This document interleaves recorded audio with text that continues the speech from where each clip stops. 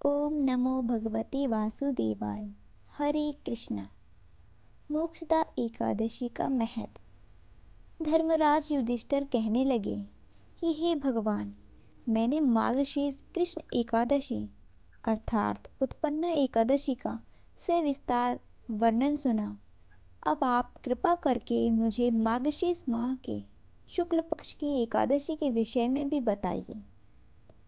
इस एकादशी का क्या नाम है और इसके व्रत का क्या विधान है? इसकी विधि क्या है? इसका व्रत करने से किस फल की प्राप्ति होती है? कृपया यह सब विधि पूर्वक कहिए। भगवान श्री कृष्ण बोले, मार्गशीर्ष मास के शुक्ल पक्ष में आने वाली इस एकादशी को मोक्षदा एकादशी कहा जाता है। यह व्रत मोक्ष देने वाला तथा चिंतामणि के समान सभी मनोकामनाएं पूर्ण करने वाला है, जिससे आप अपने पूर्वजों के दुखों को खत्म कर सकते हैं। इसका महात्म्य मैं तुमसे कहता हूँ, ध्यान पूर्वक सुनो। गोकुल नाम के नगर में विखानस नामक राजा राज्य करता था। उसके राज्य में चारों वेदों के ज्ञाता ब्राह्मण रहते थे। वह राजा अपनी प्रजा का पुत्रव्रत पालन करता था। एक बार रात्रि में राजा ने स्वप्न देखा कि उसके पिता नरक में हैं। उसे बड़ा आश्चर्य हुआ।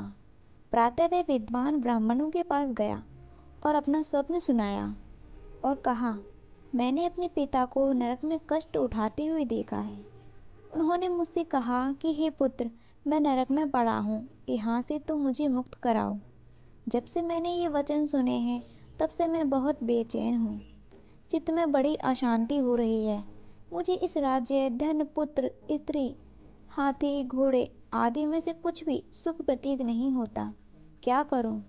राजा ने कहा, हे ब्राह्मण देवताओं, इस दुख के कारण मेरा सारा शरीर जल रहा है। अब आप कृपा करके कोई तप, दान, व्रत आदि ऐसा कोई उपाय बताइए जिससे मेरे पिता को मुक्ति मिल जाए। उस पुत्र का जीवन व्यर्थ है जो अपने माता पिता का उद्धार ना कर सके। एक उत्तम पुत्र तो अपने माता पिता तथा पूर्वजों का उद्धार करता है। वह 1000 मूर्ख पुत्रों से अच्छा है।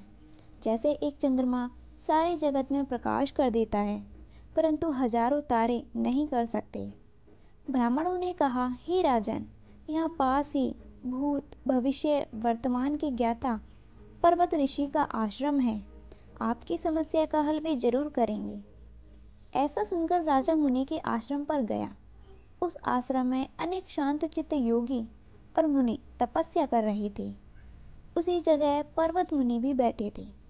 राजा ने मुनि को साष्टांग दंडवत प्रणाम किया। मुनि ने राजा से सांगोपांग कुशल पूछी। राजा ने कहा कि महाराज, आपकी कृपा से मेरे राज्य में सब कुशल हैं, लेकिन अकस्मात ही मेरे चित्त में अत्यंत अशांति होने लगी है।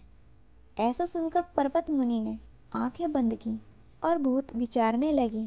फिर बोले, हे राजन, मैंने योग के बल से तुम्हारे पिता के कुकर्मों को जान लिया है। उन्होंने पूर्व जन्म में कामातुर होकर एक पत्नी को रति दी, किंतु सात के कहने पर दूसरी पत्नी को ऋतुदान मांगने पर भी नहीं दिया। उसी पाप कर्म के कारण तुम्हारे पिता को नरक में जाना पड़ा। तब राजा ने कहा कि इसका कोई उपाय बताइए। मुनि बोले, हे राजन, आप मार्गशीर्ष एकादशी को उपवास करें और उस उपवास के पुण्य को अपने पिता को संकल्प कर दें। इसके प्रभाव से आपके पिता की अवश्य नरक से मुक्ति होगी। मुनि के ये वचन सुनकर राजा महल में आया और मुनि के कहने अनुसार कुटुंब सहित मोक्षदा एकादशी का व्रत किया।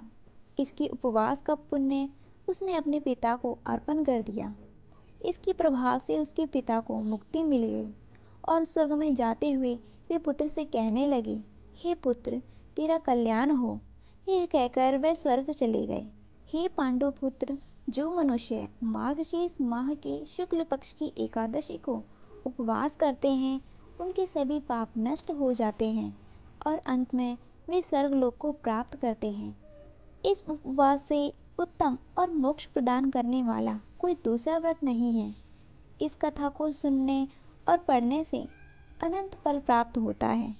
यह उपवास मोक्ष प्रदान करने वाला चिंतामणि के समान है, जिससे उपवास करने वाले की सभी मनोकामनाएं पूर्ण होती हैं। हे अर्जुन, प्रत्येक मनुष्य की प्रबल इच्छा होती है कि वह मोक्ष प्राप्त करे। मोक्ष की इच्छा करने वालों के लिए मोक्षदा एकादशी का यह उपवास अति महत्वपूर्ण है। पिता के प्रति पुत्र के दायित्व का इस कथा से श्रेष्ठ दृष्टांत दूसरा कोई नहीं है। अतः भगवान श्री हरि विष्णु के निमित्त यह उपवास पूर्ण निष्ठा और श्रद्धा से करना चाहिए। बोली श्री हरि विष्णु भगवान की जय।